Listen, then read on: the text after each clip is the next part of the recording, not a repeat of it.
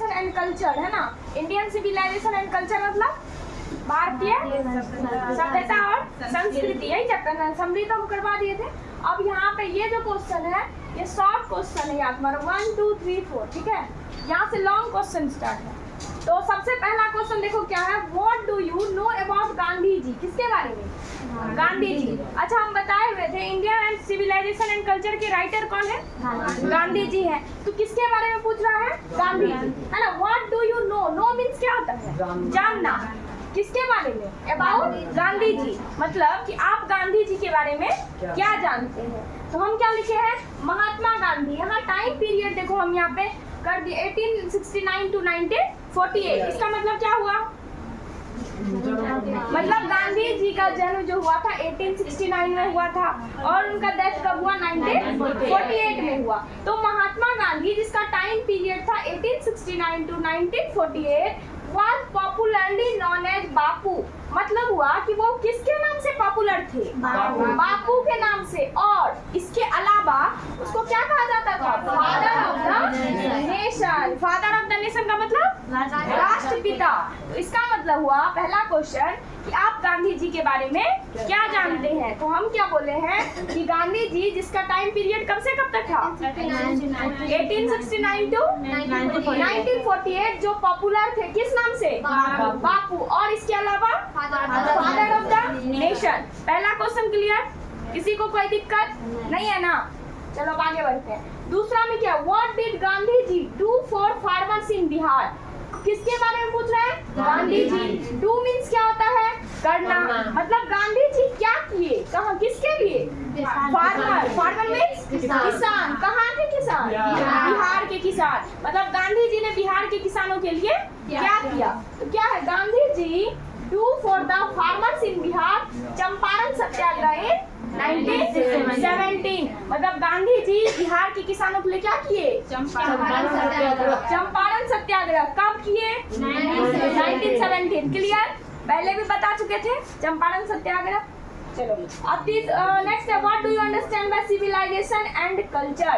Civilisation और culture के बारे में आप क्या जानते हैं? अंडरस्टैंड मतलब होता है समझना, मतलब आप उससे क्या समझते हैं। सिविलाइजेशन और कल्चर हम लोग बोल देते हैं सिविलाइजेशन एंड कल्चर, उसका मतलब क्या हुआ? तो देखो क्या है, the civilization means complex human society. देखो दो वर्ड पूछ रहा है, एक सिविलाइजेशन, दूसरा कल्चर। तो सिविलाइजेशन का मतलब होता है कॉम्प्लेक्स ह्यूमन सोसाइटी। क्या होता है? कॉम्प्लेक्स ह्यूमन सोसाइटी, है ना। और दूसरा वर्ड हमको क्या पूछ रहा है? कल्चर। तो यहाँ क्या लिखे? एंड कल्चर मीन्स मतलब कल्चर का मतलब क्या हुआ? All the way of life including art. मतलब हमारे जीवन के जितने भी तरीके, वे मतलब रास्ते, इंक्लूडिंग मतलब इंक्लूड करना। हमारे लाइफ के जितने भी वे हैं उनमें हम आर्ट्स को भी क्या करेंगे? इंक्लूड करेंगे। क्लियर हो गया? चौथा क्वेश्चन क्या है? What do our holy scriptures tell us about universal value?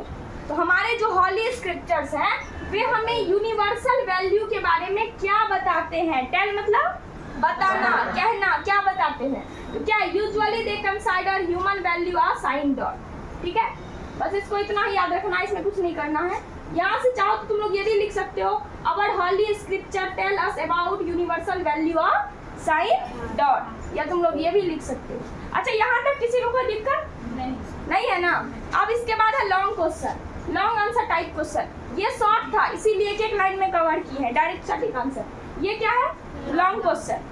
देखो क्या करना। पहला question, how is Indian civilization different from European civilization. कौन सा सिविलाइजेशन? इंडियन। किससे डिफरेंट? यूरोपियन। मतलब इंडियन सिविलाइजेशन यूरोपियन सिविलाइजेशन से कैसे, क्या है उसमें अंतर, क्या है? अंतर पूछ रहा है। डिफरेंट मतलब अंतर। बताइए कि इंडियन सिविलाइजेशन और यूरोपियन सिविलाइजेशन कैसे अलग है ना। तो ये जो इंडियन सिविलाइजेशन एंड कल्चर है इसको किससे मतलब गांधी जी तुलना किए? Western civilization. तो वेस्टर्न में कौन सा आता है? यूरोपियन। इसीलिए हमको दोनों को क्या करना है? डिफरेंस बताना, अंतर। तो देखो पहला क्या है, Indian civilization is different from European civilization in many ground. इसका मतलब कि इंडियन सिविलाइजेशन जो है वो यूरोपियन सिविलाइजेशन से अलग है। क्या है? मैनी ग्राउंड, बहुत सारे ऐसे हैं जो अलग है, ऐसा नहीं कि एक ही है। Indian civilization is based on higher value of life, यानी लाइफ के, जीवन के उच्च विचारों को कौन बताता है? Indian civilization. इसके बाद क्या है? It promote spiritualism and believe in God. ये आध्यात्मिकता को विकास करता है। आध्यात्मिकता मतलब जैसे भगवान सब में विश्वास होता है, आध्यात्मिक, और बिलीव इन गॉड मतलब भगवान को क्या करते हैं? ईश्वर को मानते हैं, उसमें विश्वास रखते हैं।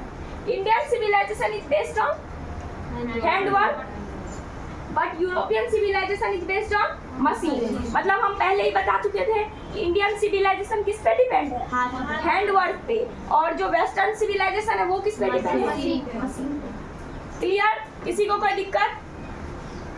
नेक्स्ट क्वेश्चन है, व्हाई डज गांधी जी से mind is a restless word? Mind is a restless word. हम तुम लोग को बताए हुए थे चैप्टर में कि गांधी जी ने क्या कहा? Mind is a restless word. मन क्या है? बेचैन पक्षी है, इसको जितना दो इसको और अधिक चाहिए। तो इसमें कह रहा है कि गांधी जी ने ऐसा क्यों कहा कि मन क्या है? एक बेचैन पक्षी है।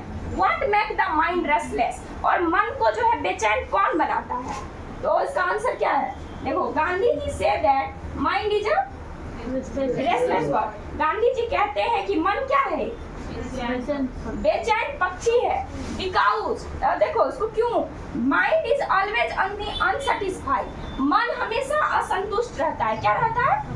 असंतुष्ट। सेटिस्फाई मतलब सेटिस्फाई मतलब संतुष्ट, और अनसेटिस्फाई मतलब असंतुष्ट। मन क्या रहता है? हमेशा असंतुष्ट रहता है। और कौन इसको असंतुष्ट बनाता है? The mind restless man, the more it get that more it want. मतलब इसको जितना दे दो और इसको अधिक चाहिए। क्लियर? कोई दिक्कत नहीं है? सबको आ गया समझ में?